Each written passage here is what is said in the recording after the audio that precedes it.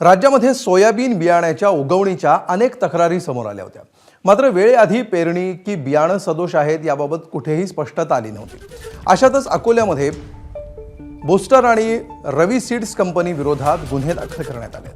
उगवण चाचणीमध्ये बियाणं निकृष्ट आढळल्यानंतर ही कारवाई कृषी विभागाने केली आहे। सोयाबीन पेरणी करून 2 आठवडे उलटल्यानंतरही अंकुर फुटेना अशी परिस्थिती होती। सोयाबीन बियाणांचे नमुने प्रयोगशाळेमध्ये पाठवण्यात आल्यावर प्राथमिक अहवालानुसार बियाणं निकृष्ट दर्जाचं असल्याचं अहवालातून समोर आलं।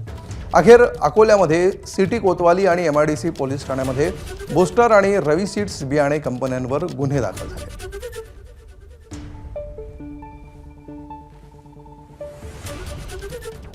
अकोला जिल्ह्यात बियाणे उगवण संदर्भात शेतकऱ्यांच्या मोठ्या प्रमाणात तक्रारी प्राप्त झालेल्या होत्या।